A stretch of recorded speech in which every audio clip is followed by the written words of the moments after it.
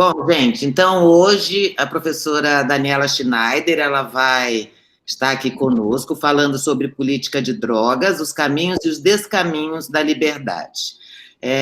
A Dani, como nós afetivamente, né, a chamamos, ela é titular do Departamento de Psicologia da Universidade Federal de Santa Catarina, é orientadora no programa de pós-graduação em Psicologia, mestrado e doutorado, e mestrado profissionalizante em saúde mental e atenção psicossocial.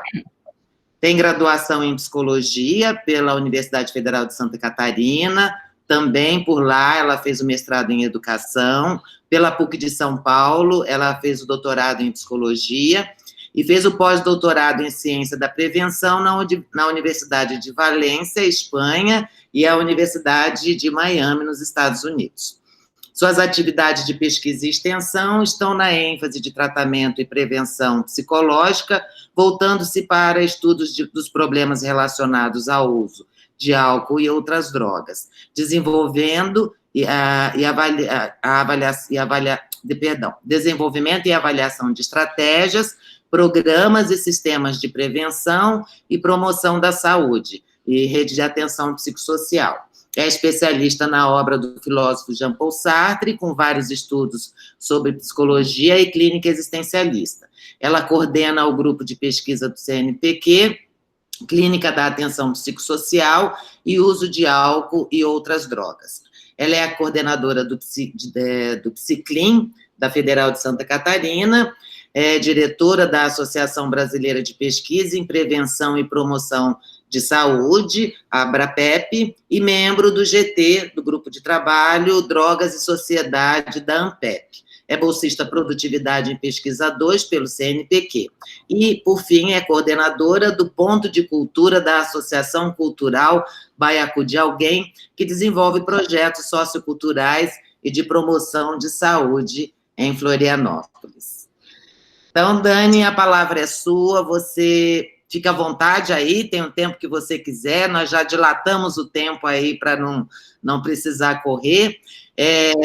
Vai ter a Gabi, ela vai estar mediando a tua fala. Você prefere que ela interrompa enquanto tiver perguntas ou deixa as perguntas para o final? O que é melhor para você? Eu acho que pode interromper. Não há problema. Então, beleza. Então, palavra. Mas tem que interromper mesmo com voz, não pelo chat. E como eu vou estar concentrada aqui. Tá certo, então, professor. Então, tá ótimo.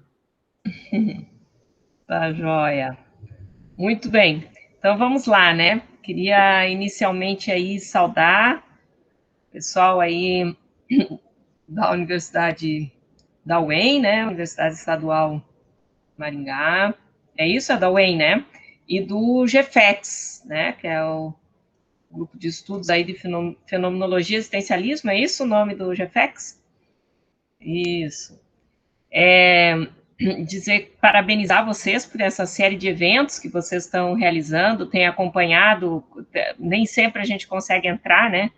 Mas tem acompanhado algumas coisas e estão muito legais, né? Então, agradecer aí a Silvia, Cinha, a Gabi que vai mediar, né? Presença aí de alguns amigos muito queridos, né? Arturo, Zuleika, e com certeza mais gente que eu não consigo ver aqui no vídeo. Então, é um prazer estar aqui e falar desse tema, dessa junção de dois temas que são os temas da minha vida, drogas e existencialismo, né? Então, bem legal. Eu vou juntar algumas apresentações até que eu já fiz ao longo desse ano, que essa situação aí inusitada da pandemia nos lançou de forma inexorável aí nesse mundo virtual, né? E portanto, a gente está com o lado positivo dessa história, que é essas possibilidades de conexão, né? E de tantas lives aí, que é uma pandemia de lives, como a gente fala, né? Bem, então eu vou compartilhar com vocês aqui uma apresentação. para iniciar, falando aqui, agora se será uma janela, eu acho que é uma janela, né? Gabi, tu me avisa aí se tiver algum problema, tá? Se vocês não estiverem conseguindo ver ou qualquer coisa assim. Tá tudo certo? Posso seguir? Aham, tá aparecendo aqui teu slide. Não estou vendo vocês, agora só escutando. Muito bem. Então, eu até coloquei aqui um nomezinho a mais aqui na nosso título, Política de Drogas, os caminhos e os descaminhos entre o cárcere e a liberdade. Vocês já vão entender um pouco, porque eu estou falando aqui do cárcere, né? E queria iniciar, então, trazendo um pouco uma concepção mais histórica para esse fenômeno das políticas sobre drogas, que nós vamos estar abordando hoje, pensando esse fundamento histórico dialético para pensar a história. Então, quando a gente pensa a história numa concepção dialética, a gente pensa que num determinado contexto histórico, numa determinada conjuntura de forças de produção, e num momento que tem a ver com as condições materiais, ideológicas, sociais, uma certa concepção sobre o fenômeno se estabelece. E esta concepção se torna, em função de uma certa conjuntura, se torna a concepção hegemônica e se coloca como uma tese.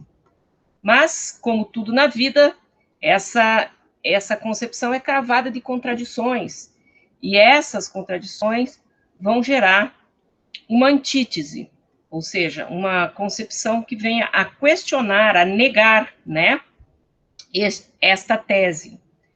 E esta contradição pode perdurar durante algum tempo em um dado momento histórico, mas o ideal, vamos dizer, o caminho é que ela se transforme numa síntese, ou seja, a negação da negação, e esta síntese se torna, então, num determinado momento, uma nova tese, cravada de contradições, que vai gerar uma antítese em direção à síntese, e assim caminha a humanidade, né?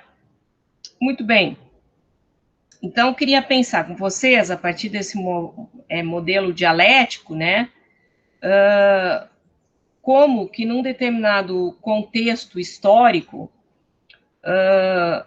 um certo modelo no campo da saúde, devido às conjunturas de produção social, produção econômica e social no final do século XIX, né,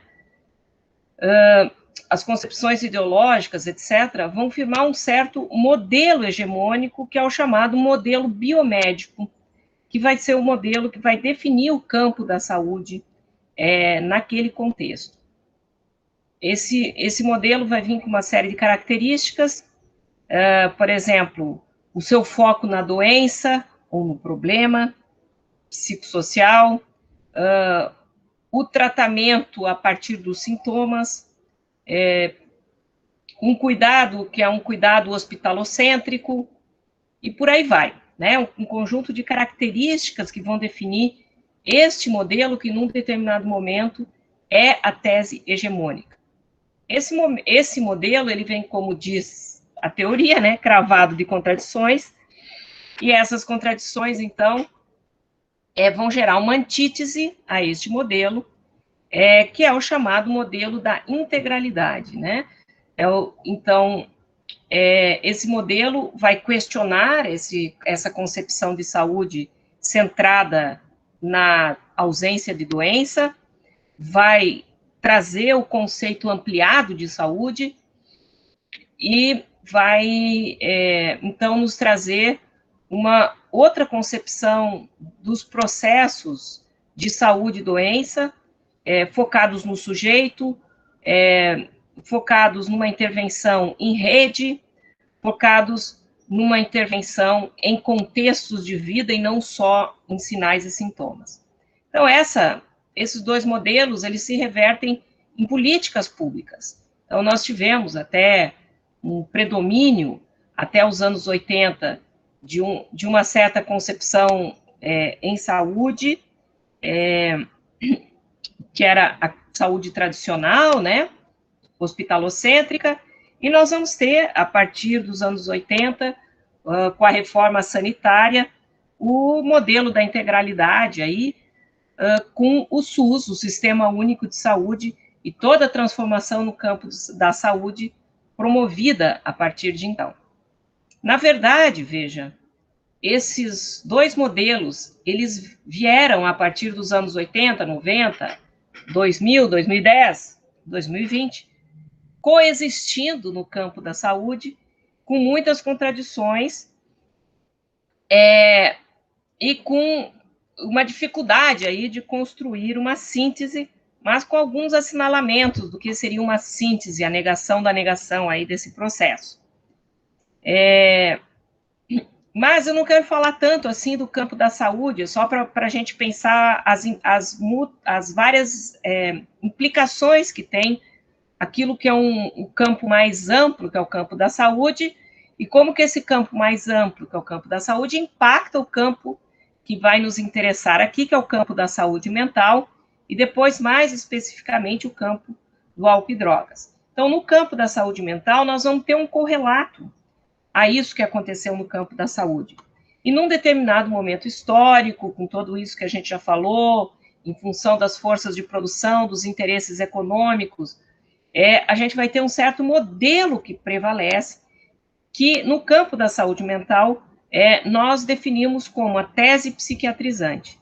Por quê? Porque ela é focada na doença mental, ela é focada nos processos de medicalização da doença, ou seja, num tratamento focado nos sinais e sintomas, e ela é focada também no modelo hospitalocêntrico, no modelo, então, chamado modelo manicomial, um modelo de internação psiquiátrica, em que todo o cuidado é feito nessa lógica do afastamento social, ou da internação, ou do isolamento social, ou da exclusão social, né?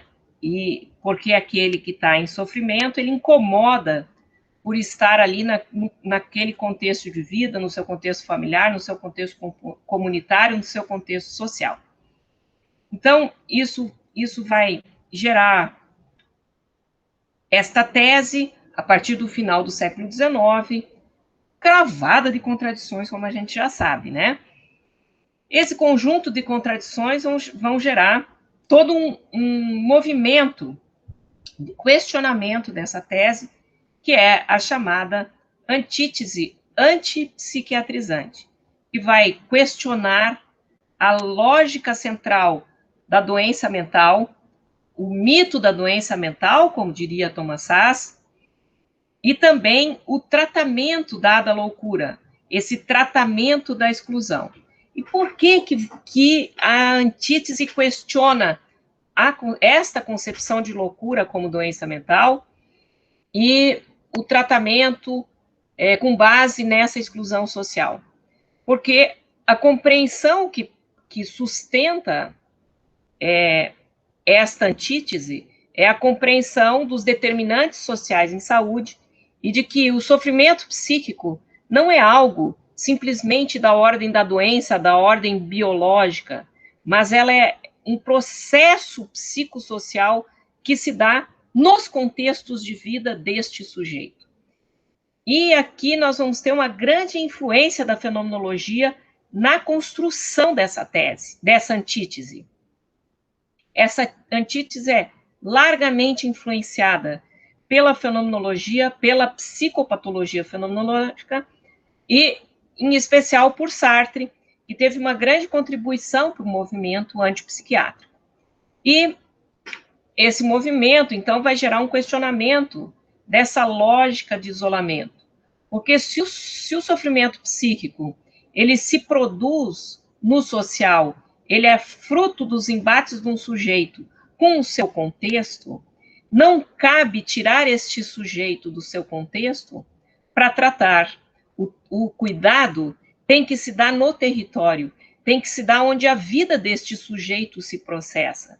E este sujeito tem que estar no cerne do tratamento. Então, aí temos o modelo antimanicomial. Isso aí se torna política pública no Brasil a partir dos anos 90, com a luta da Lei Paulo Delgado, que em 2001 se torna lei, a Lei da Reforma Psiquiátrica Brasileira, e que, constituindo a rede de saúde mental, com os CAPs, os Centros de Atenção Psicossocial, que deveriam estar no território, com referência e contra-referência com as unidades básicas de saúde, etc. E em 2011, isso vai constituir, então, o que vai se chamar de Rede de Atenção Psicossocial, com o famoso modelo psicossocial, que é um modelo de cuidado integral, etc. Muito bem. No entanto, veja, essa contradição, ela esteve presente o tempo inteiro na Constituição do campo da saúde mental.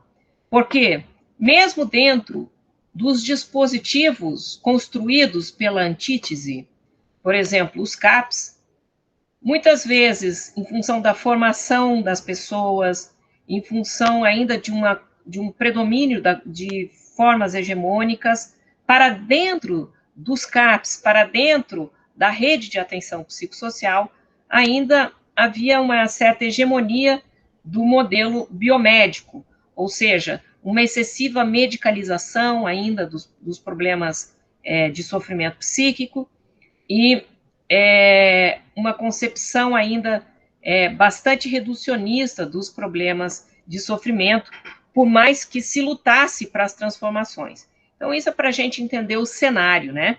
O cenário desta contradição. Muitos processos de síntese foram construídos. A gente tem vários exemplos, né, de possibilidades de síntese no campo da saúde mental. Os ouvidores de vozes, o recovery, o acompanhamento terapêutico, a clínica peripatética. Bem, N experiências exitosas de construção de sínteses, né, nessa direção. No entanto, veja, nós precisamos pensar que aquilo que era uma política pública no Brasil, a partir do impeachment da presidenta Dilma, em 2016, em vez de as forças constituintes das políticas públicas se dirigirem para a consolidação da antítese e para a construção de uma síntese, retrocedem em direção àquilo que é a tese psiquiatrizante imperante até os anos 70, 80. Né? Então, essa é uma grande questão de entender o que faz esse retrocesso, né? O que faz com que aqueles que tomam o poder político do nosso país têm tanto interesse em investir neste modelo já tão questionado, que é o modelo da tese psiquiatrizante, do modelo manicomial. Por quê? O que está em jogo aqui? É um pouco o que eu queria discutir com vocês. Porém, veja, a gente tem que pensar que nós estamos em algo ainda mais específico. Começamos pensando a saúde mental, mas nós, dentro do campo da saúde mental, nós vamos fazer ainda um recorte, que são as políticas sobre drogas no Brasil. Ou, melhor dito ainda, sobre os problemas relacionados ao uso de drogas. Porque isso é uma primeira questão fundamental. A gente não está falando de droga, porque a droga não anda sozinha. É um sujeito que a busca, é um sujeito que experimenta, é um sujeito que abusa dessa substância. Então, nós não estamos falando simplesmente de uma ontologização da droga, como muitos modelos conservadores tentam fazer. Mas nós estamos falando de uma relação de um sujeito que busca essa substância. E busca onde? busca essa substância num determinado contexto. Então, não é em qualquer lugar que esse sujeito a busca. Ele busca num contexto de festa, por exemplo, porque é muito difícil a gente pensar contextos de festa sem que a gente tenha, por exemplo, álcool, para falar da nossa droga lícita mais comum. Busca em contextos de opressão, por exemplo, as pessoas em situação de rua que buscam no álcool ou no crack formas de amortecer a sua droga de vida, como se diz, os seus sofrimentos tão intensos, e por aí vai. Várias pesquisas têm mostrado, por exemplo, o quanto que, na situação da pandemia, o uso de álcool aumentou significativamente, na ordem de 18% a 20%, para aqueles que já faziam uso de álcool, teve um aumento, né? E por que isso? Obviamente, porque a pandemia é uma mudança radical de contexto, né? O confinamento, o distanciamento social gera ansiedade, gera depressão, e a gente precisa alguma bengala química para suportar isso, né?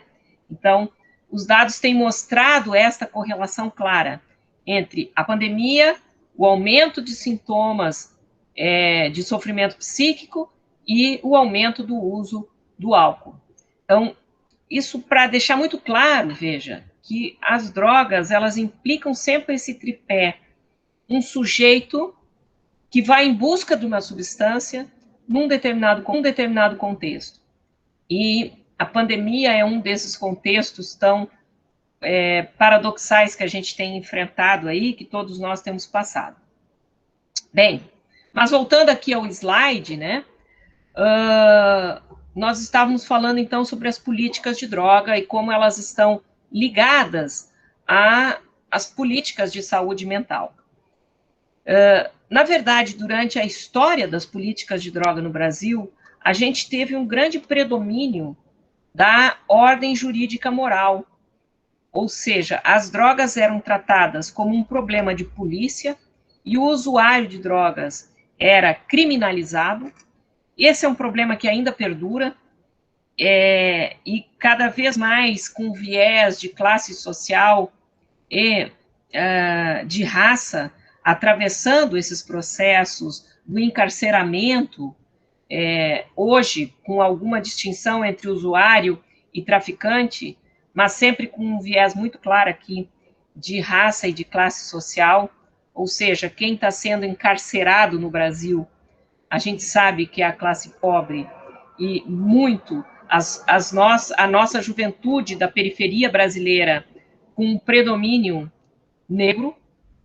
Então, aí tem uma questão que vem desde muito tempo, a política de drogas é tomada nesta ordem jurídica e tomada numa perspectiva moral, como um vício, né? Como um desvio de caráter.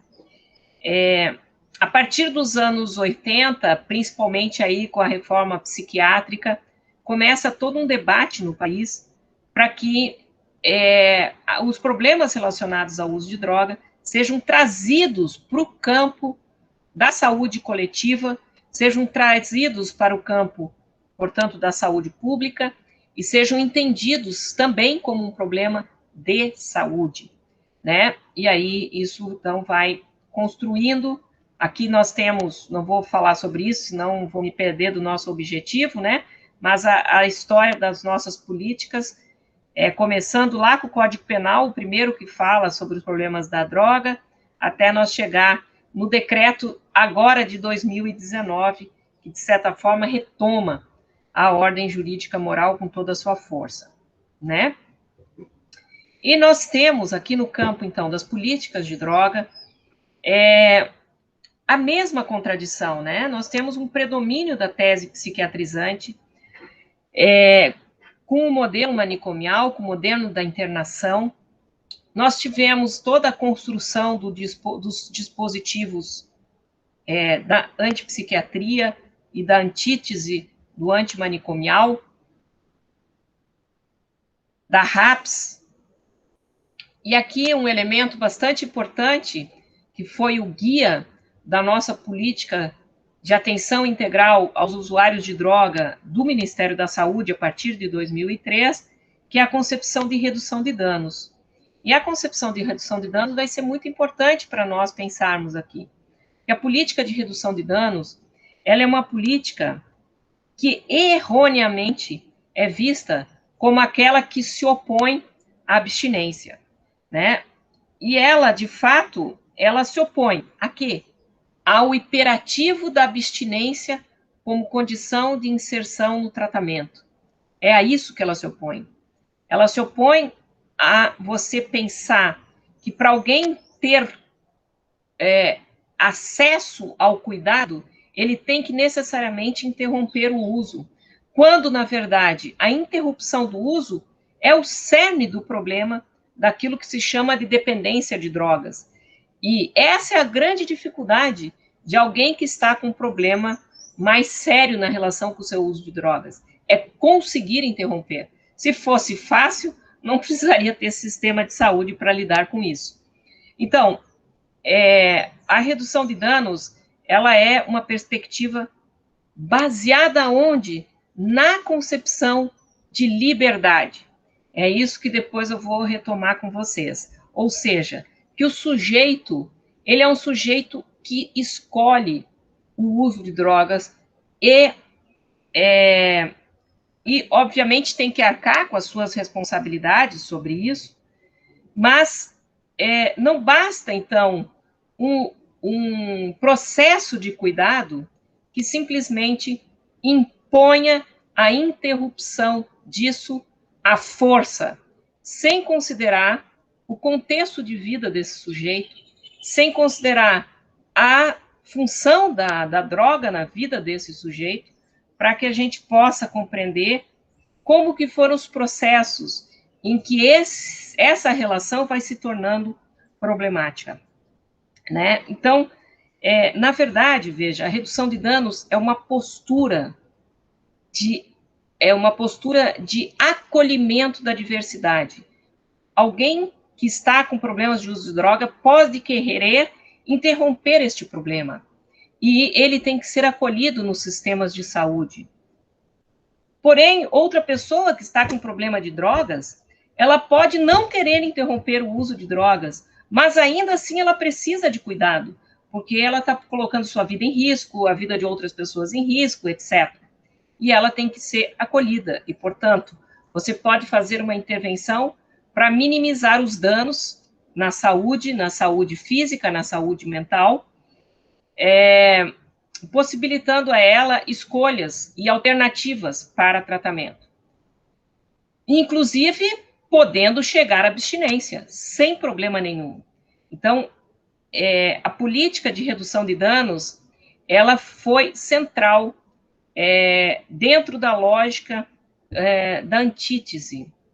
E ela tem toda uma sustentação na concepção de que o sujeito é um sujeito de escolhas, e ele vai escolher a substância que ele vai usar, assim como ele vai escolher e vai ter que se responsabilizar pelos seus tratamentos, pelo seu processo de cuidado, né? Muito bem, então a gente está falando de políticas inclusoras, né?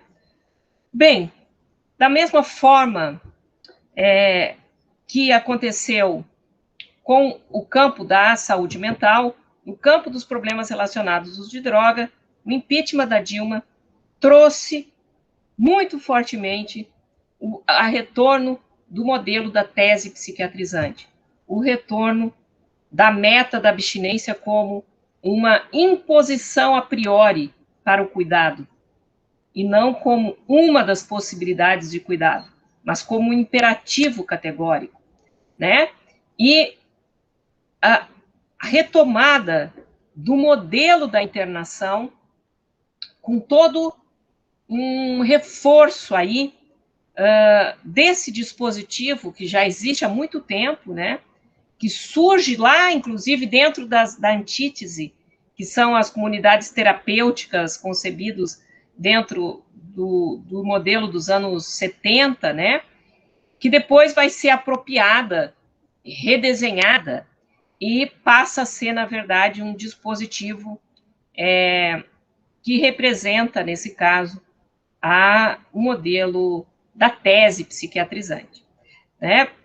Então, novamente, nós temos aqui essa guinada da política de volta à tese, né? E uma grande questão aqui por que foi tão fácil fazer essa retomada do velho modelo, né? Por que simplesmente uma entrada de um novo governo conservador com um canetaço acaba retomando isso, né? Na verdade, não é tão fácil assim. E os profissionais que estão lá na ponta, que estão dentro da rede de atenção psicossocial, fazem todo um movimento que não deixar com que este modelo prevaleça, porque, na prática, muitas vezes se faz diferente. Porém, todavia, contudo, a gente sabe que esta contradição estava dentro da RAPS. E muitas vezes, essa aqui é um artigo que eu publiquei com um aluno meu de doutorado, que agora já é doutor, o Giovanni Farias, onde a gente discute, a partir de um estudo de caso, de um CAPS, que, de certa forma, poderíamos dizer, dentro da lógica do Amarante, do Paulo Amarante, um capscômio, porque um CAPS que, de certa forma, reproduz a lógica manicomial no seu interior, né? E aí a gente faz toda uma discussão da relação entre a racionalidade conservadora e a pauperização do cuidado, que muitas vezes ainda estava dentro do modo psicossocial. Então, a gente tinha, como eu falei para vocês, um momento histórico de forças contraditórias dentro das políticas. Ou seja, a gente não tinha ainda consolidado uma síntese. E nisso, né, esse processo, essa excessiva medicalização, essa dicotomia entre as concepções dos processos de saúde mental, do uso de drogas, elas acabam abrindo para isso, né? Bem, isso tudo, então, vai gerar uma redefinição das políticas. E eu vou adiantar e depois eu volto, uma redefinição que coloca o Brasil na contramão do mundo na política sobre drogas. O Brasil está indo ao inverso do que o mundo inteiro hoje está fazendo em termos de política de drogas.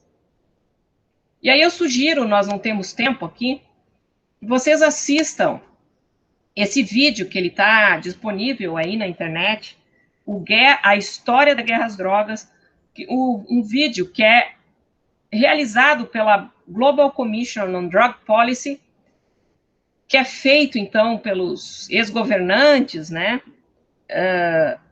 de vários países, e esse vídeo se chama Guerra ao Drugo. Se vocês colocarem aí Guerra ao Drugo, vocês vão localizar facilmente, assistam, para entender o que é o proibicionismo, o que foi essa política de guerra às drogas e o que ela produziu, né?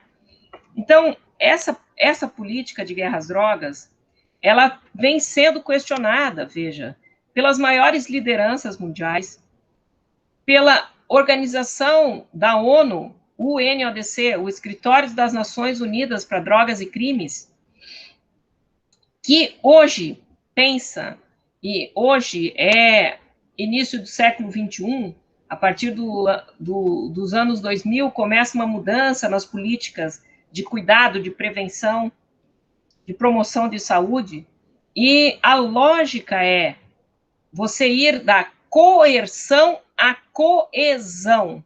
Então, o que é isso?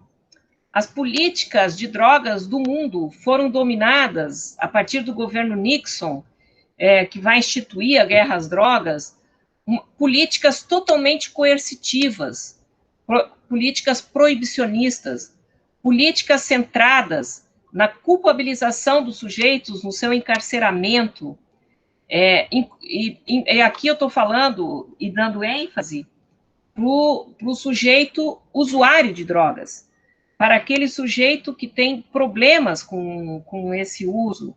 Não estou falando aqui dos problemas do tráfico de drogas, que daí sim é uma questão de polícia, né?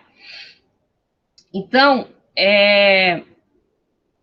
essas políticas coercitivas que centraram suas ações na exclusão social, no isolamento, e produziram toda uma política de encarceramento, como a gente já falou, elas estão sendo totalmente desmontadas no mundo inteiro, porque cada vez mais se compreende que a coesão social, ou seja, você trazer vínculos, você produzir vínculos dos jovens com a escola, vínculos dos jovens com a família, vínculos do jovem com a comunidade, são questões centrais para a amarração aí de uma eficácia nas nossas várias ações em saúde, né? Então, por isso, veja, que eu digo e afirmo com toda certeza, o Brasil está na contramão do mundo, porque o Brasil volta com um movimento coercitivo no momento em que o mundo está construindo a coesão social, né? O Brasil volta com uma política que tem gerado ódio, que tem gerado dissidência no seio das famílias, que tem gerado, na verdade, a ruptura dos nossos laços de coesão social. Então, um país que já era cravado de contradições, hoje essas contradições estão acerbadas, né? E cada vez mais na contramão, então, da história. Né? E aí, veja, a grande questão é por que retomar esse modelo para lá de falido? Por que retomar a lógica da internação e do isolamento social, né? Por que eles... veja, aqui tem um dos estudos que fala, é uma revisão sistemática sobre efetividade de tratamentos compulsórios para droga, e nesse texto aí mostra que mais de 70% dessas tentativas de internação compulsória são totalmente ineficazes, né? Essa revisão é imensa, ela trabalha mais não sei de quantos trabalhos, mostrando a ineficácia desse sistema. Então, a ciência já está dizendo que isso não funciona, né? A nossa prática de anos está dizendo que isso não funciona. Então, por que os conservadores insistem na lógica do cárcere, em detrimento do cuidado em liberdade? Quais são as razões? O que está em jogo? Por que se insiste na manutenção da guerra às drogas, que já se sabe que é iatrogênica, que mais produz sofrimento do que qualquer coisa, né? Por que essa retorno a esse modelo? O que está em jogo? Por que se volta essas forças, né? E por que, veja, aí uma coisa, né, que deixa a gente estonteado, por que a maioria da sociedade brasileira apostou neste projeto político, né? E aí nós começamos a pensar, e tem alguns estudos mostrando que o quanto que o pensamento conservador, o pensamento pautado na moral, a priori, porque a moral é necessária, nós estamos falando de uma moral a priori, determinística, né? Por que é este modelo? Porque, na verdade, o conservadorismo, o moralismo está entranhado na nossa racionalidade de ser brasileiro, né? E a gente, talvez, nesses anos todos, e aí vou falar do campo da política de drogas, de políticas de droga inclusivas, não conseguimos, de certa forma, transformar essa racionalidade das famílias, do senso comum, e aí eu acho que está um grande desafio. E aí, por que as pessoas têm medo da liberdade, né? O que assusta nesta condição de liberdade, né? Se ser livre é uma condição de ser, né? Então, por que nós estamos aqui nessa questão? Eu vou falar mais uma coisa e vou interromper para ver se tem perguntas e tal. E aí, veja, voltando ao materialismo histórico dialético, de onde eu parti, não há dúvidas, veja, que o que está em jogo é a infraestrutura de base material que está por trás dessas grandes transformações, né? O interesse das grandes corporações estão, de certa forma, definindo esse retrocesso.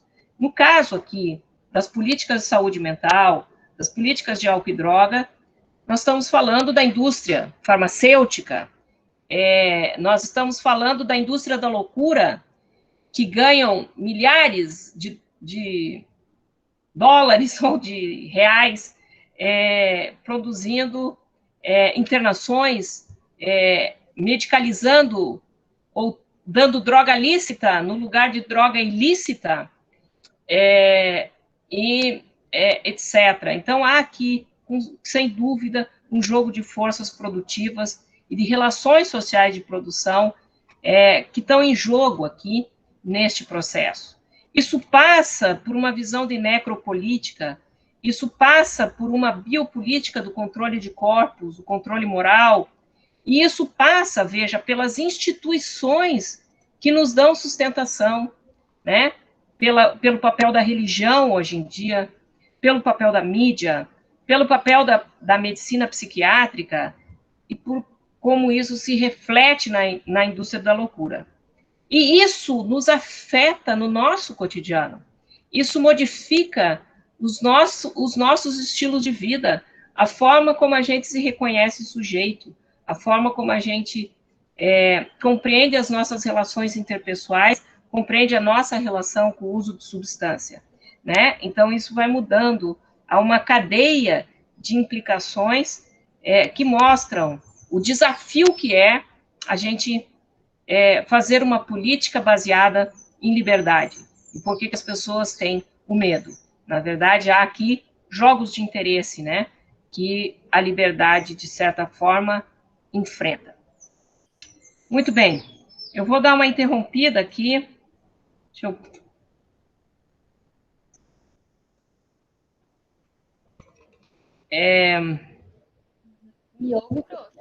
Vou parar um pouco, porque nem sei que horas são, que eu estou falando, feito uma desembestada aqui.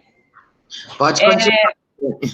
Só quero dar um aviso que alguns textos, materiais que você foi citando, nós fomos colocando lá no chat, tá? Então, quem não viu ainda, pode recorrer lá para pegar o link. Ah, que maravilha, que maravilha. Bem, agora, Silvia, tu me diz aí do meu tempo, Gabi, por favor, me diz do tempo, se há questões, porque eu agora iria entrar um pouco na questão da liberdade, né? O que, afinal de contas, é essa liberdade e o uso de drogas e tal, mas isso me tomaria mais um tempinho e eu não sei qual é o tempinho que nós temos aí. Dani, o evento, ele tá de 4 horas, então você pode ficar super à vontade. Nossa, tá doida? Assim vocês vão me matar. Não, mas não é para você falar às 4, mas justamente para você não precisar falar correndo. Então, fale o que for necessário, tá? Pode ficar tranquilo. Tá. Gabi, alguma coisa aí, Gabi? Professora, até agora a gente não teve nenhuma pergunta aqui no chat. Tem alguém que quer perguntar alguma coisa para a professora? Se quiser abrir a câmera, o áudio.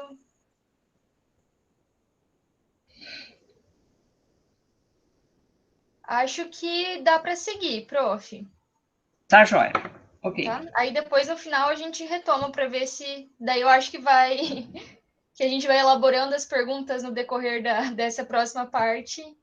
E se tiver, a gente discute no final. Tá certo? Tá, joia. Tá, joia. Eu vou apresentar para vocês agora, até é um artigo, um capítulo de um livro que eu escrevi com orientandas minhas aqui do mestrado e doutorado, Gabriela Rodrigues, Charlene Turou, Adria, acho que é isso,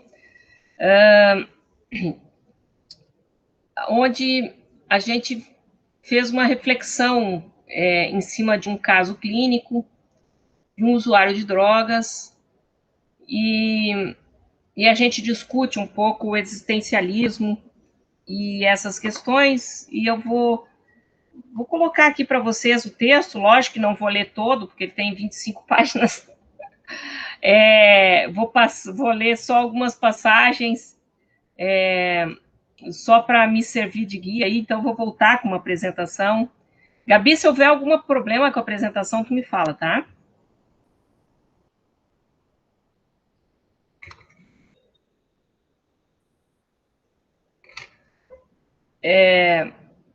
Muito bem, então aqui estão a Milene, né? Então, eu, a Adria de Lima Souza, Charlene, Gabriela, Milene, fizemos esse texto que se chama Psicologia Clínica Existencialista e os Problemas Relacionados ao Uso de Drogas. E a gente vai explicando aqui um pouco o que é essa questão do existencialismo, né? E começamos a pensar aqui, então, o que significa essa questão da pessoa que vivencia o uso problemático de drogas, que não é simplesmente, né, uma pessoa que abusa drogas, mas alguém que é vulnerável na sua condição psíquica. Veja só, aqui eu queria demarcar com vocês, eu estou falando do uso problemático de drogas. Eu não estou falando do uso social de drogas, tá? Então, nós estamos falando de uma coisa específica quando este uso se torna um problema para a pessoa, né? E geralmente, quando isso acontece, essa pessoa, ela vivencia uma vulnerabilidade psicossocial, né? Que tem a ver com as relações com sua família, com sua própria história, com as questões econômicas, culturais e sociais de sua época, né?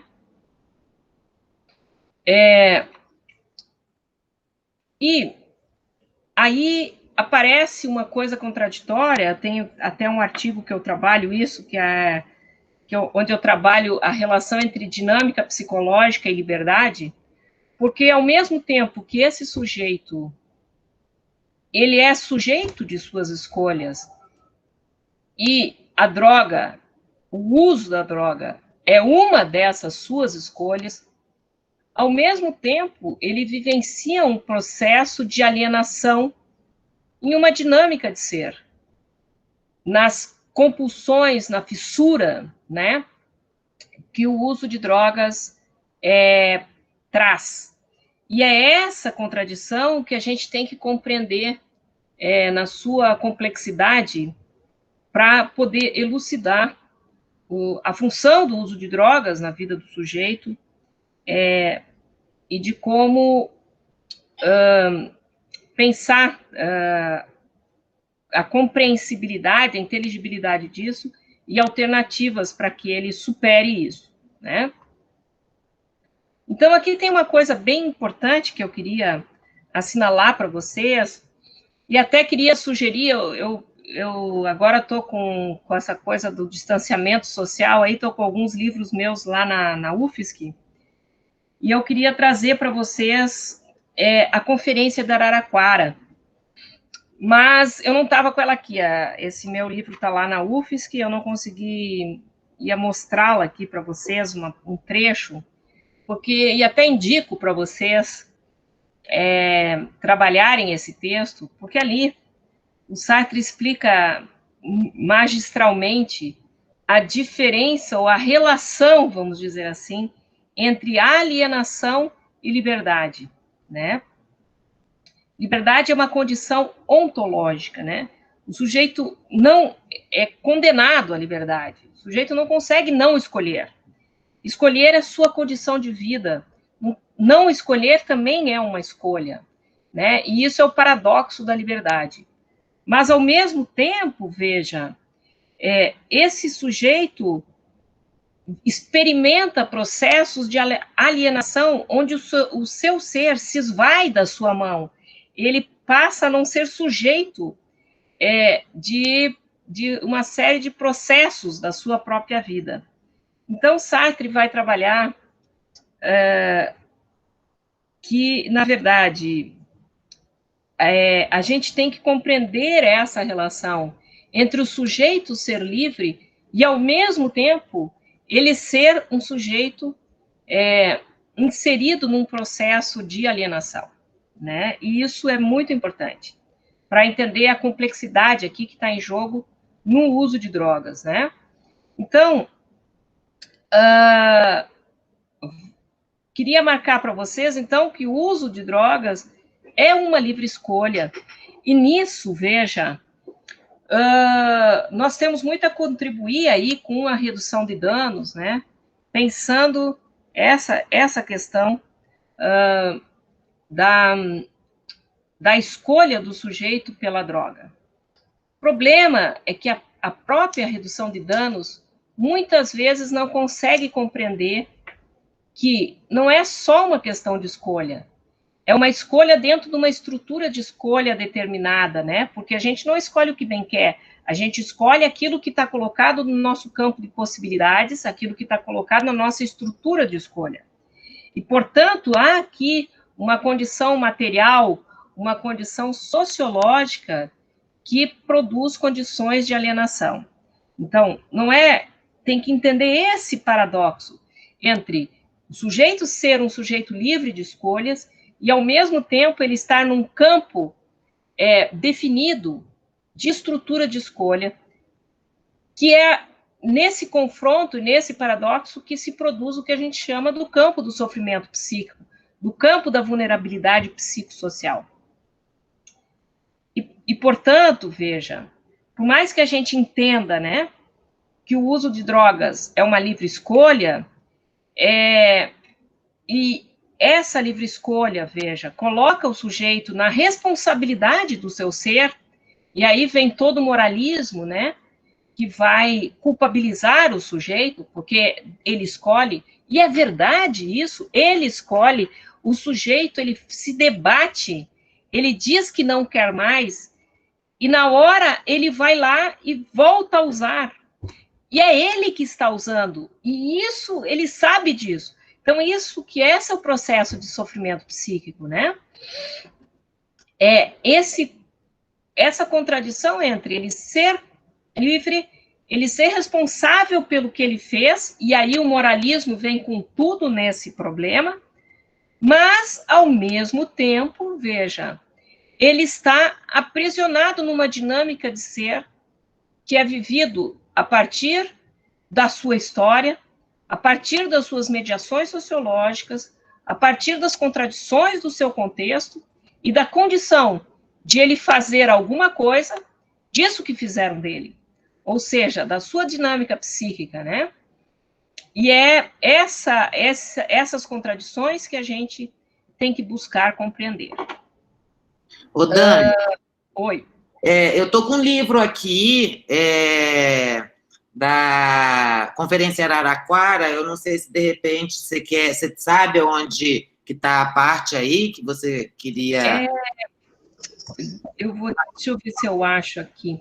Na parte da educação e liberdade? Tem aqui, veja, deixa eu ver se eu acho aqui, ó. Tem uma parte aqui que é a página 39, é onde ele começa a falar alienação e liberdade, né?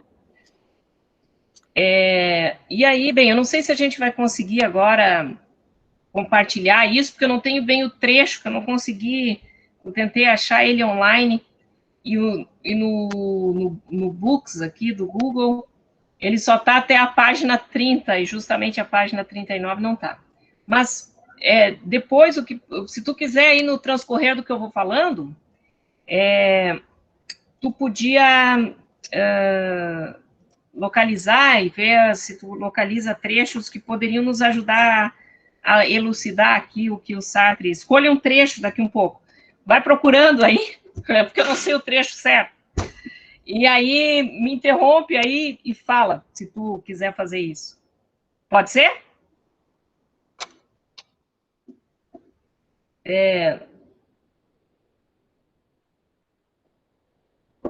Muito bem. Então,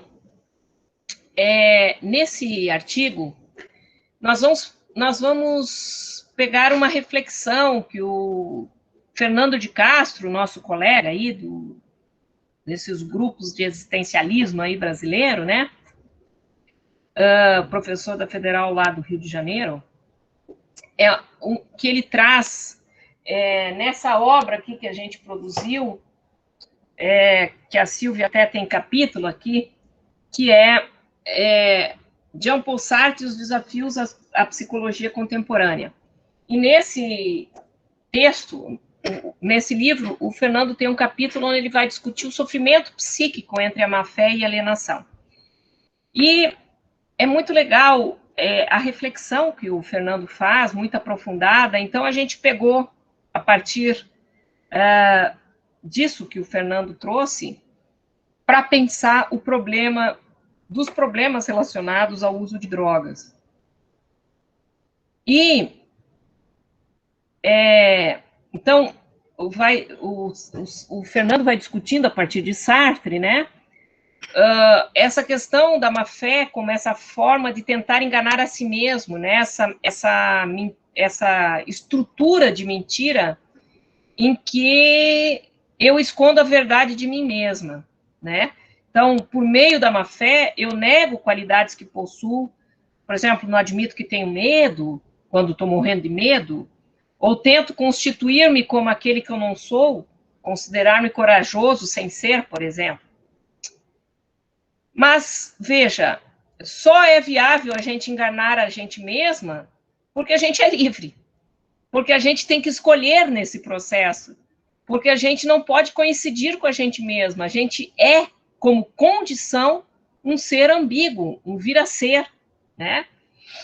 E aí, até nessa linha de recomendação aí para vocês, super recomendo que vocês leiam Por uma Moral da Ambiguidade, da Simone de Beauvoir, para vocês entenderem como as contradições e a ambiguidade, e aí nisso esse impacto com os processos de má-fé e de alienação, nós somos, né? Então, esse texto da Simone de Beauvoir, Por uma Moral da Ambiguidade, é muito interessante para a gente entender isso. Então, a má-fé não é simplesmente, veja, uma decisão reflexiva do sujeito no sentido de eu quero me enganar, né? Mas ela é uma vivência espontânea, uma vivência onde eu estou inteiramente mergulhada nessa experiência, né? A gente fica grudado a ela, né? Sem poder... realmente aquilo que o Sartre vai chamar do vécu, né? Um mergulho numa experiência intensa na qual a gente não consegue tomar distância, né? E isso vai gerar angústias na pessoa, né? Porque a pessoa não tem como não ser consciente de que ela está mentindo para si mesma, mas ela não consegue deixar de mentir, né? E essa é a estrutura da má-fé, e essa é a estrutura do sofrimento que a má-fé produz. Portanto, a má-fé está na base dos processos do sofrimento psíquico. Por outro lado, veja, o Fernando nos traz e esclarece, vou ler um trecho, né, do Fernando aqui, que a má-fé nos aparece como uma saída dentro de uma situação alienante. E, ao mesmo tempo, a alienação ela é indutora dos atos de má-fé, que terminam por reproduzir essa estrutura alienante.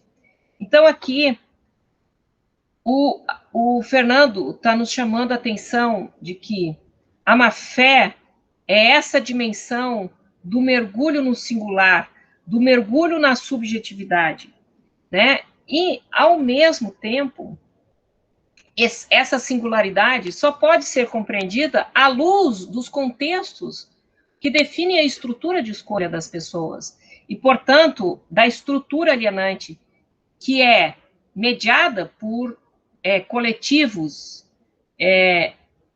microsociais, a família, os amigos de tratamento, por exemplo, que a gente vai ver aqui, os profissionais de cuidado, mas que, de certa forma, reproduzem estruturas macrosociais.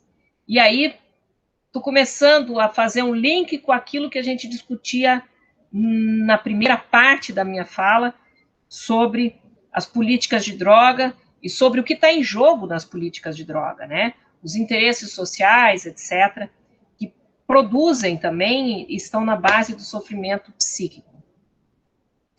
Portanto, veja, é preciso estar atento aqui que esse processo alienante, ele é vivido como uma liberdade alienada. Este sujeito escolhe, mas esse escolhe dentro de uma estrutura alienante. E uma estrutura, veja, que se volta contra ele própria. E é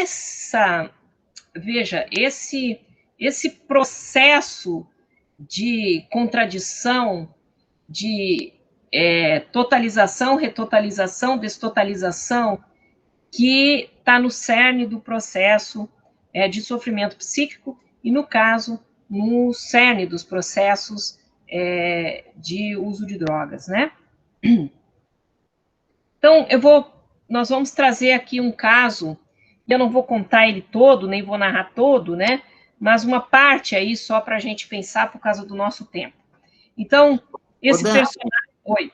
Eu tenho uma parte aqui, desculpa te interromper, mas só para... Não, ótimo, por favor, fale aí, era isso mesmo que eu queria que fizesse. Tá, dentro da página 39 que você colocou, tem um trecho aqui que eu acho que pode ser esse, é o diálogo que o Sartre ele vai fazer com o marxismo. Então, tem uma parte que ele coloca assim: enquanto permanecermos, porém, dentro do período marxista, é-nos de todo impossível conceber uma filosofia da liberdade. Eu, pessoalmente, falei da liberdade em meus livros de filosofia. Creio mesmo que essa liberdade é uma noção capital do nosso mundo. Penso, entretanto, em uma liberdade alienada. Acho que, por ora, um homem é livre para ser alienado. Alienação e liberdade não são, em absoluto, conceitos contraditórios. Muito pelo contrário. Se não fosses livre, como poderia transformar-te em escravo? Não se escraviza um pedregulho ou uma máquina. Só se escraviza e se aliena a um homem que, primeiramente, é livre. Há uma noção capital que a dialética marxista não elucidou de modo suficiente, a saber, não há alienação a não ser de um homem livre. Eu não sei se seria essa parte, mas... Exatamente. Isso aí. Então, vejam, isso que a Silvia acaba de ler esclarece, né, de uma maneira esclarecedora como que pode o sujeito ser livre e ainda assim estar levado por uma dinâmica que o aprisiona, né?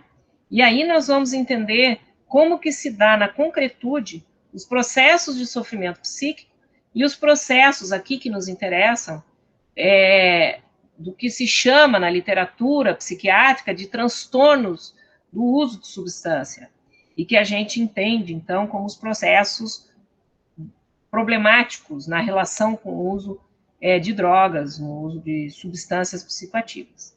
Tá? Então, obrigado, Silvia, exatamente, né? Eu acho que deixa muito claro aí essa noção da liberdade alienada, né? O sujeito não deixa de escolher, mas ele não escolhe o que bem quer, né? E o seu ser se esvai, muitas vezes, nas escolhas realizadas. E isso é o cerne de muitos processos de sofrimento. Obrigado. Então, veja, eu vou tentar aí concluir em 15 minutos, senão nós vamos transformar isso aqui numa coisa longa demais. Então, vou até um pedaço só. Não vamos entender todo esse caso. Então, nosso personagem tinha 41 anos quando nos concedeu a entrevista, isso é uma pesquisa que eu fiz em agosto de 2005, e ele narrou sua história. Ele tinha sido profissional do balé, chegando a ser o primeiro bailarino do corpo de baile do principal teatro do seu país, tendo obtido grande sucesso local e internacional. No momento da entrevista, a bailarina estava há 17 meses sem usar drogas e morava numa comunidade terapêutica, na qual trabalhava como monitor. Chegou a ficar algum tempo em situação de rua, pois no Brasil não tinha a sua própria casa ou de sua família. Em função do uso constante de cocaína, não conseguia se fixar em empregos e preferia a liberdade, entre aspas, que a rua lhe ofertava. Vivia fortemente a contradição de sua história de vida, pois vinha de uma família de posses e, como bailarino profissional, ganhava muito bem, tendo tido uma vida com muita fartura. Falava várias línguas e viajara por diversos países, os quais percorreu durante sua carreira na dança. Da sua família, tinha contato apenas com a mãe, que morava em seu país de origem, que tinha boa condição financeira e sempre mandou mesadas para auxiliar bailarino. Com os demais familiares, ocorreram brigas e estava sem contato.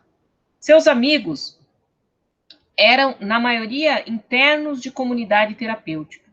Mantinha ainda amizade apenas com 2 colegas dos tempos antigos, que não eram da ativa, pois apenas faziam uso de álcool socialmente e lhe davam muita força em sua recuperação. Ainda no momento presente, bailarino relata a vulnerabilidade de sua condição psicológica. Sentia ansiedade e medo nos momentos em que vivenciava maior fragilidade e solidão, experimentando um vazio existencial. Nestes momentos, lhe aparecia a compulsão pela droga, e por isso tinha certeza que a única coisa que o segurava era seguir exatamente os passos definidos pelo seu tratamento na CT. Pois, senão, poderia incorrer em uma recaída, como já tinha ocorrido muitas vezes anterior. Lançava mão de estratégias que aprendeu em seus tratamentos, todos dentro do modelo tradicional no campo AD, tais como recorrer à espiritualidade, orações, medicações psicotrópicas para dormir e controlar as emoções. Então, frase dele, né? Hoje não tenho relacionamento. Estou seguindo a sugestão do programa, que fala que durante o primeiro ano, para ficar sem relacionamento amoroso, porque qualquer frustração, qualquer fracasso, pode mexer com a pessoa e recair, já que a pessoa não está preparada. Antes eu me testava, me dizia, estão sugerindo, mas eu não vou fazer. Eu sei que vai dar em nada, mas depois dava. Então, hoje, eu não me testo mais. Se ele sugere, melhor assim. Sigo as recomendações. Vemos aqui aparecer a má-fé em forma de enganar a si mesmo, pois o seu medo de viver relações amorosas, ou de enfrentar outros impasses dessa vida, ou de aprender a lidar com elas, para poder vivê-los em sua plenitude, se escondem por detrás da justificativa técnica do tratamento para que evite frustrações. Neste caso, o modelo tradicional do tratamento, ao invés de romper com a estrutura da má-fé dos usuários, na verdade, as acoberta e alimenta, sem dar condições para enfrentarem seu fantasma e ganharem autonomia como sujeitos. Daí os usuários, tais como o bailarino, trocarem a dependência de drogas pela dependência do tratamento, pois sem ele não conseguem enfrentar seus impasses de ser, através dos quais aparecem a função da droga que a droga tem nas suas vidas. Veja, então o que eu queria falar, logicamente teria muito mais para falar aqui, né? Mas nós não vamos ter tempo, porque eu quero fazer um debate com vocês e quero voltar lá para as políticas de droga. Então, o que eu queria dizer? Veja, aqui nós estamos falando do relato de alguém que está internado numa comunidade terapêutica que segue o modelo moral. O modelo que entende que você tem que controlar as suas escolhas, fazendo o quê? Excluindo-se das estruturas de escolha que você tem na vida real. Então, o que você tem que fazer? Não viver, né? Então, você não pode viver uma relação amorosa se ela te produz angústia. Você não pode encontrar amigos que usam droga porque você não está preparado. Você não pode frequentar ambientes que têm droga porque você não está preparado. Ou seja, você tem que excluir qualquer estrutura de escolha para que você não use da sua condição de escolher para que aquilo aconteça. Bem, o que você produz com isso? Um dilaceramento do cerne daquilo que dá sentido para a vida de qualquer pessoa, que é estar no meio dos outros, no meio das pessoas que a gente ama, vivendo aventuras, fazendo coisas, trabalhando, encontrando pessoas, se relacionando, e isso ganhar um sentido de ser, ou seja, isso realizar o meu projeto de ser através do meu encontro com pessoas, do compartilhamento de situações, etc. Então, vejam o quanto que os problemas de uso de drogas são mal compreendidos, e aqui os processos tradicionais de tratamento, eles tentam fazer um controle da liberdade, quando, na verdade, a liberdade não se controla, porque ela é simplesmente a condição de ser. Como é que se controla, então? Tentam, pseudomente, controlar a liberdade? Excluindo estrutura de escolhas. Veja, isso é uma inversão total do que, no sentido existencialista, significa um processo de cuidado. Porque o processo de cuidado é tornar, no existencialismo, é tornar este sujeito da sua vida e sujeito das suas escolhas, cada vez com mais clareza. O processo existencialista só faz sentido como um processo de desalienação. O que faz esses modelos tradicionais? Produzem mais alienação, não fazem a ruptura com a má-fé, não fazem o questionamento da estrutura da escolha, simplesmente fazem a evitação dos contextos de escolha. Com a evitação dos contextos de escolha, você faz a evitação da vida real e daquilo que dá sentido para a vida. Então, em termos existencialistas, isso é a antípoda do que seria qualquer processo de cuidado. O que bailarino teria que retomar é a sua condição de viver as relações amorosas e de ser feliz numa relação amorosa, sem necessariamente ter que viver uma frustração. Ou, se acontecer uma frustração, ele ter condições emocionais de lidar com isso, porque quem de nós não viveu frustrações na vida? Então, o sujeito não vai conseguir fugir eternamente de si próprio, né? E o existencialismo faz com que ele busque entender este processo e colocar-se inteiro nessas escolhas. Então, eu queria voltar, né, do quanto, veja, que o medo que está em jogo aqui é o medo de fazer com que os sujeitos sejam sujeitos da sua história. Porque quando eles são sujeitos da sua história, eles são sujeitos da sua vida política, da sua cidadania, das suas escolhas políticas, das suas escolhas por modelos econômicos, das suas escolhas de modelos familiares. E, na verdade, o que assusta no modelo conservador é o sujeito ser, de fato, um sujeito que não aceita cabresto, um sujeito que é senhor da sua vida. né? Então, por quê? Porque isso afeta a superestrutura, ou seja, isso afeta a racionalidade. Um sujeito que é sujeito da sua vida, ele afeta a forma de conceber a realidade.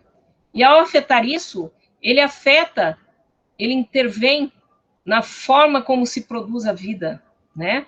Na forma como se produz as relações de trabalho.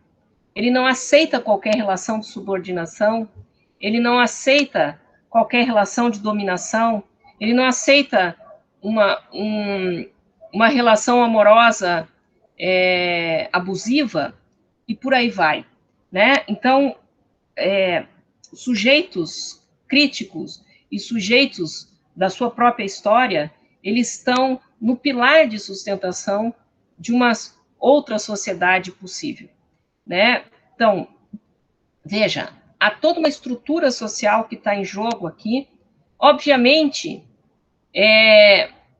com o interesse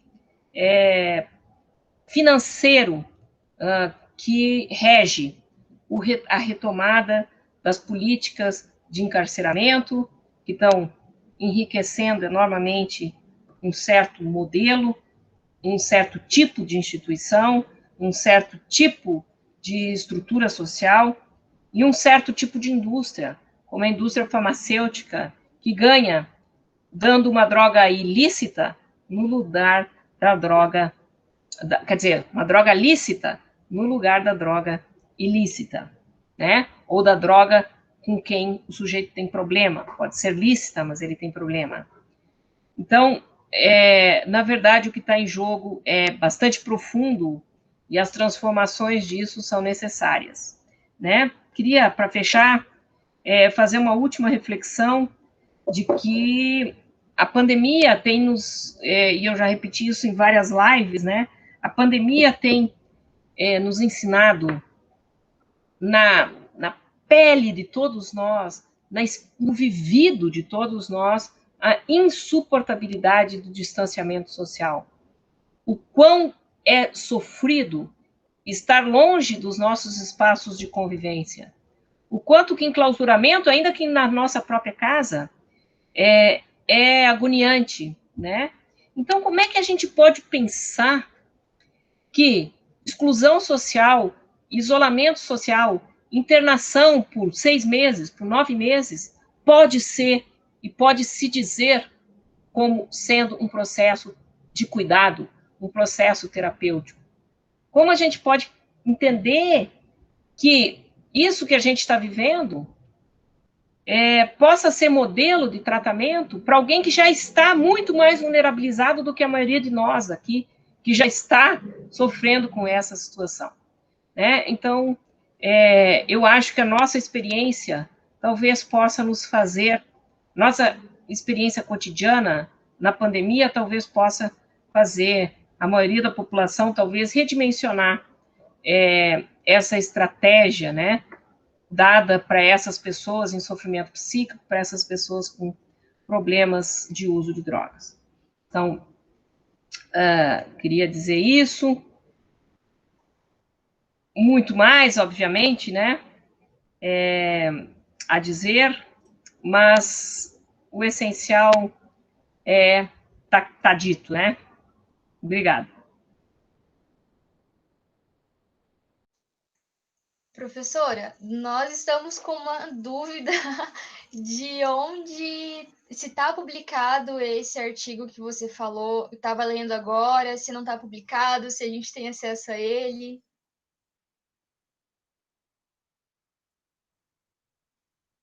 Acho que seu áudio está fechado. Eu tinha fechado. Na verdade, ele está em processo de publicação no prelo, como se diz, né? Vai ser publicado em inglês, porque vai ser uma edição que vai sair pela Springer. Uhum. Talvez tenha uma versão em português, não temos clareza ainda. Mas, uma vez ele publicado e tal, talvez a gente possa disponibilizá-lo, né? Mas, em português, inclusive. Mas a gente sabe que tem que esperar para não dar problema depois, né?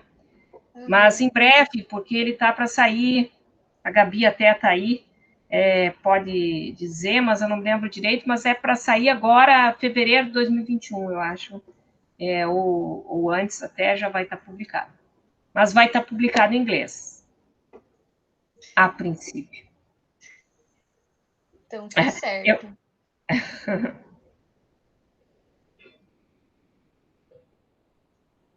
Nós temos uma pergunta aqui, professora, da Jaqueline.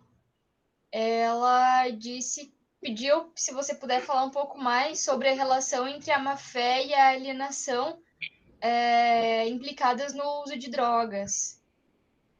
Certo. Boa pergunta, Jaqueline. Olha só, aqui nós estamos falando de dois processos, né, que se complementam, tá? Então, a má-fé é essa experiência subjetiva de um sujeito que, numa dada estrutura de escolha, se sente pressionado e acaba usando de uma estratégia de auto-engano, vamos dizer assim. Eu vou usar o exemplo ali, ele dizendo, por exemplo, na verdade, eu tenho que seguir aquilo que o tratamento me diz, senão eu recaio. Mas, na verdade, veja, o que é insuportável para ele é enfrentar a relação amorosa. Depois, ali no caso, eu até exploro isso mais, mas aqui não foi possível por causa do tempo. Mas, na verdade, tem aí uma insuportabilidade das vivências da relação amorosa que ele não consegue enfrentar. E que ele tentou várias vezes e não conseguia lidar com aquilo. Então, agora ele diz, é melhor eu seguir, então, os processos de sofrimento. Então, veja, ele, de certa forma, não está mexendo onde tem que mexer, né?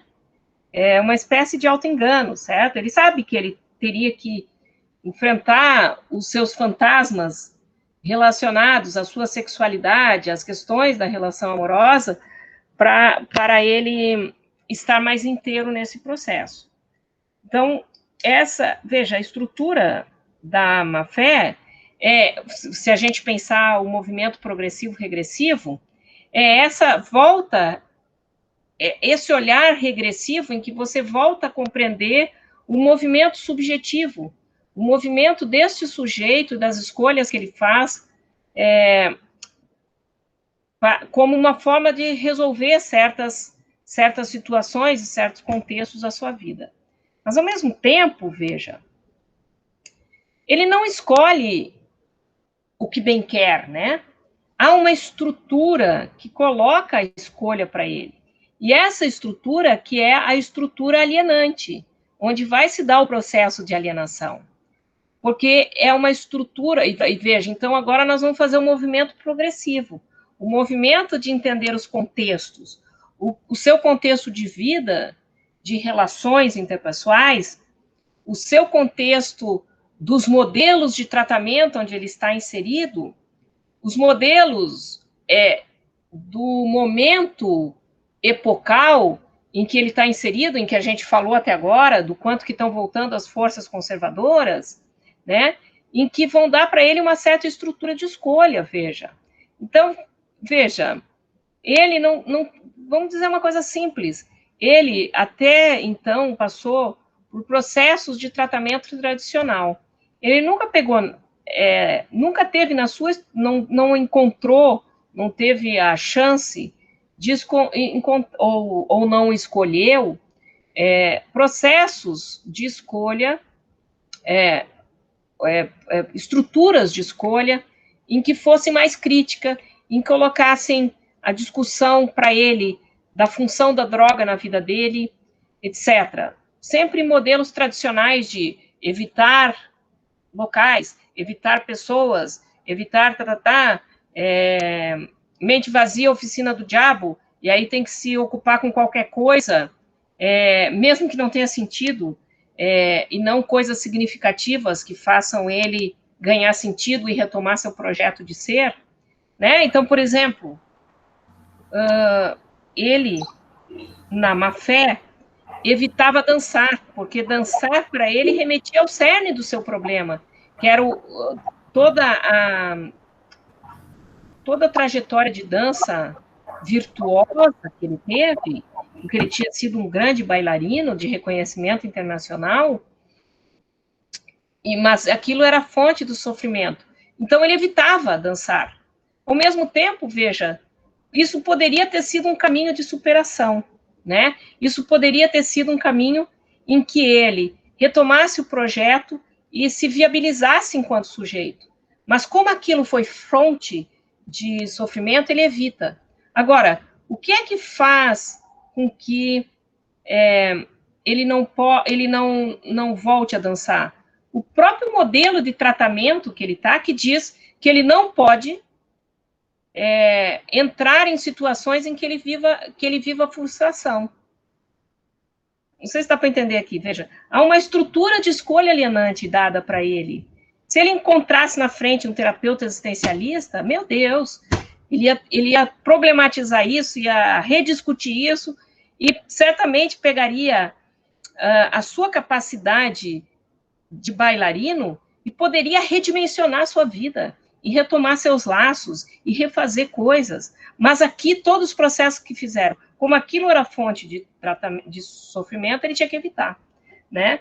Então, é fundamental, né, a gente entender que há, no caminho do bailarino, uma série de estruturas alienantes da sua família, dos seus processos de trabalho, dos seus processos de tratamento, que vão, de certa forma, definir o campo da má-fé. Muito bem, não sei se deixei claro ou não, mas espero que tenha ficado claro. Dan, não sei se o Arturo, quer perguntar alguma coisa? Sí, bueno, no sé si pueda porque voy a hablar en español, entonces. Comprendemos muy bien, compañero. Ok. Bueno, profe, yo me quiero salir un poquito de lo que acaba de presentarnos, que por cierto me gustó mucho, y es que hace poco estaba leyendo la enorme biografía que hace Cohen, Annie Cohen, sobre Sartre, un capítulo específico que hablaba sobre drogas, ¿no? Sobre la preferencia del colidren, creo que se dice, la corodrina, que es una mezcla de aspirina con metanfetaminas. Entonces, en ese caso, claro, Sartre no lo usaba de una manera, se podría decir, recreativa o para enajenarse, sino para poder resistir más, poder escribir más, bueno, sobrepasar sus posibilidades. Entonces, no sé usted qué piense en concreto sobre esa situación bueno, cómo lo interpreta a la luz de su trabajo, que, bueno, que sería un poco todo el tratamiento, pero bueno, ese es más o menos lo que quería decir. Sim, compreendo. Olha, vou te responder em português, Arturo. Você compreende o português bem, né? Muito bem. Eu não sei se eu tenho bem certeza do trecho que você está falando da Cohen Solar. Eu lembro muito bem do trecho que ela fala onde o Sartre toma a mescalina. É da experiência da mescalina, em que o Sartre vai usar a mescalina junto com o Daniel Lagache. Então, o Daniel Lagache era o psiquiatra e tal, e ele vai lá e usa a mescalina, que é um alucinógeno, e ele faz essa experiência para poder escrever, para ter uma experiência de imaginário, para poder auxiliar na sua escrita do livro O Imaginário. É dessa experiência que você está falando? Os episódios da lagosta, exatamente. É dessa, Arturo? É dessa droga que você está falando? No, esa fue en los años 30, cuando aún era joven. Cuando ya estaba alrededor de los 40, 45 años, él toma corodrina, no era algo ilícito, o sea, no era una droga que fuera ilegal, sino que era muy popular entre los estudiantes de aquella época que en el 70 fue prohibida. La prohibieron porque, bueno, era adictiva y tenía una serie de problemas. Entonces, a esa estaba hablando, claro, yo recuerdo el episodio de las langostas, que fue algo más como experimental, pero la Aham. coridrina hacía parte ya como que de las drogas que tomaba Sartre. Sim, sim, sim. Deixa eu ver se eu acho aqui, estou até pegando aqui o livro, não sei se vou conseguir pegar. Vamos lá. Aqui. Até quero que você me diga, Arturo, depois, em que parte do livro aqui ela faz essa... Eu tô aqui com o livro, porque me interessa, até acho que passou batido aí essa parte. Então, eu não conheço, ou não me lembro, o Arturo, dessa passagem. Mas penso que Sartre usava muitas drogas, né? Porque ele tomava vinho, tomava cerveja, tomava por quê? Porque ele escrevia nos cafés, né? Que vidão, né? Ele escrevia nos cafés. Então, assim, agora eu não saberia te responder direito essa questão, porque eu não lembro desse trecho. Eu lembro bem da mescalina e dos episódios das lagostas ali, como fala a Lúcia, né? Mas eu não lembro direito dessa questão da corodrina para entender o contexto. Mas, assim, eu acho que Sartre, como um sujeito qualquer e como alguém fruto do seu tempo, né? Porque, bem, o ambiente intelectual francês dos anos 30, 40, 50 era um ambiente que enfrentava essa questão do uso de substâncias aí de uma maneira até como ruptura, como desafio, né, como contestação, e, portanto, acho que fazia parte dessa cultura. Então, não acredito que Sartre tenha se abstido de usar substâncias. Até que ponto o uso dessas substâncias interferiu aí na sua obra, ajudou ele a produzir ou ajudou ele a se perder, eu não sei. Eu acho que ajudou a produzir, porque é difícil achar o Sartre se perdendo, né? Mas eu sou suspeitíssima para falar. Mas eu até fiquei super interessada. Se tu puder me dizer em que parte aí do livro, né? Eu fico super feliz, né? Voy a buscarla, profe, y si la encuentro se la mando. Vale. Olha só que chique, meu livro é autografado pela Coen Solar, ó. Genial. Eu tive uma entrevista com ela quando eu tive fazendo meu doutorado de sanduíche. Muito legal, foi ótimo. Tem mais uma pergunta, eu acho.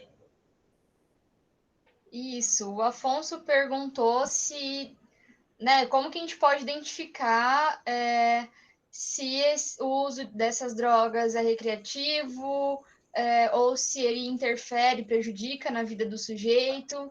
Ele ainda dá uma direção possível, se seria a partir da própria perspectiva do sujeito, ou como que a gente faz essa avaliação, por assim dizer. Legal, Afonso, pensar sobre isso. Olha só, há alguns critérios objetivos para se definir o padrão do uso, né? Que a gente poderia até definir pelo próprio DSM ou pelo CID, né?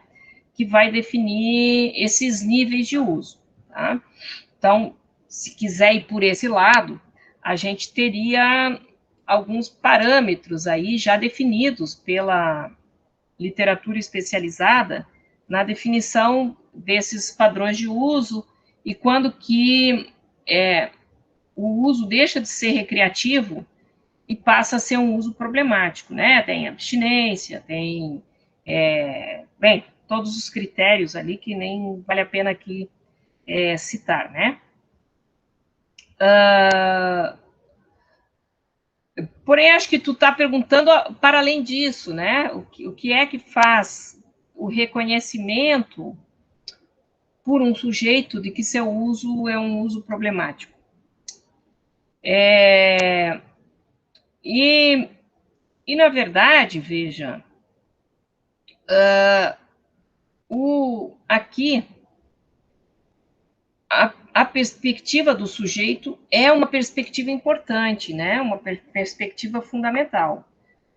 Quando o sujeito começa a se apropriar do quanto que alguns tipos de uso produzem prejuízos que já começam a inviabilizar certas questões, né? Tem toda uma relação aqui que é com o próprio projeto de ser, né? O quanto que muitas vezes se produzem rupturas com o projeto de ser, que aí temos que pensar na complexidade, podem ser, a droga pode ser expressão já de rupturas que venham acontecendo ao longo da sua história, e isso é uma forma de ele lidar com essas rupturas, né? Mas, ao mesmo tempo, o uso da droga pode precipitar algum tipo de ruptura em termos do seu campo de possibilidades, do seu futuro, do seu projeto, etc.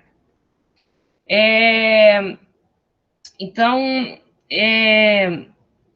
a perspectiva do sujeito aí é muito importante. Mas digo para você que eu acho que não é só do sujeito, né? Eu acho que é preciso sempre considerar os contextos onde esse sujeito está. E é na relação com esses contextos em que a gente deve construir essa definição de quando que esse uso passa a ser prejudicial ou não, né? Então, obviamente que o parâmetro do sujeito é fundamental, mas como que se impacta a sua família, por exemplo? Como que se impacta os seus processos de trabalho, o seu campo de amizades, né? Então, na medida em que você vai trazendo, veja, seja através do próprio sujeito, ou trazendo esses diferentes coletivos sociológicos para dentro de um processo de cuidado, acho que a gente fica com muito mais robustez na definição desses processos, né? Então, acho que sim, a perspectiva do sujeito é fundamental, mas eu acho que ela não é suficiente, né?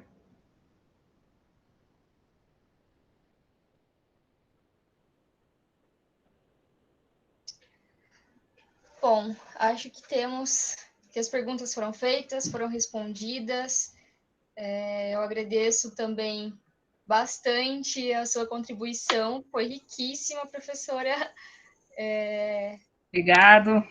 A Silvia, acho que vai já falar uma mensagem final para a gente, mas foi de quem ouviu, no meu lugar de quem ouviu, foi muito, muito bacana, prof. Obrigada. Valeu, que bom. Que bom que a gente vai produzindo sínteses aí, né?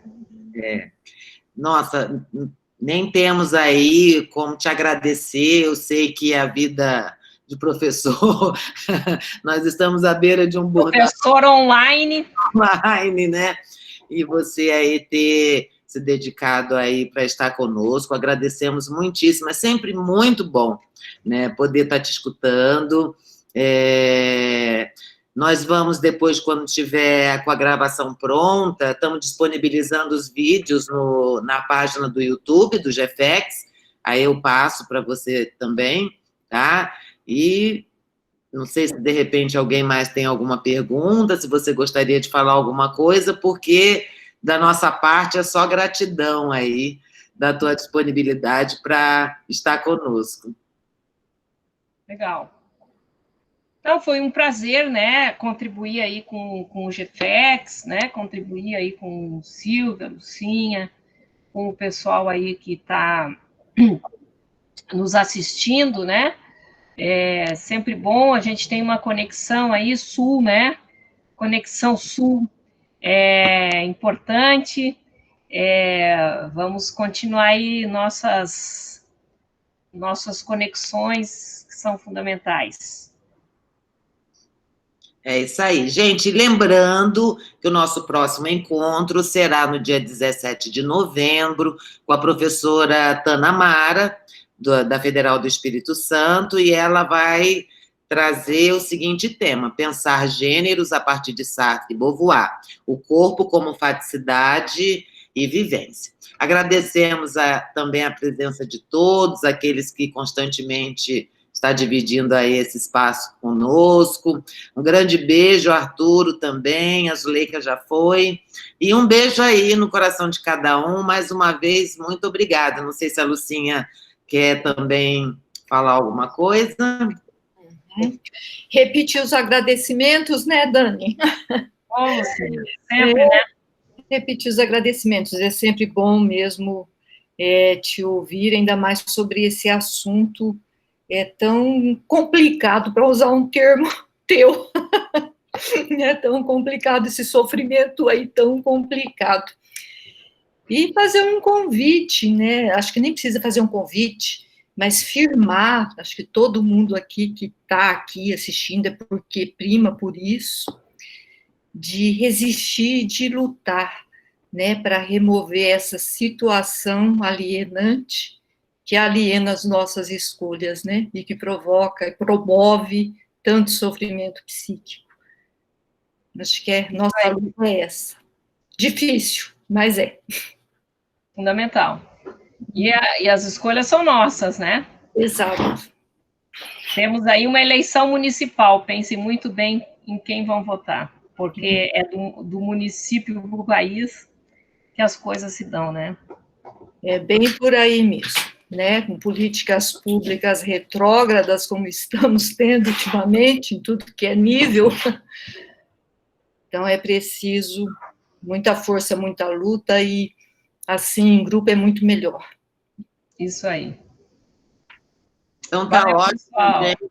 Boa noite para todos. Dani, obrigada, parabéns pela tua fala, sempre excelente, e até a próxima. Eu que agradeço, né? Até mais, pessoal. Prazer estar aqui. Um grande abraço.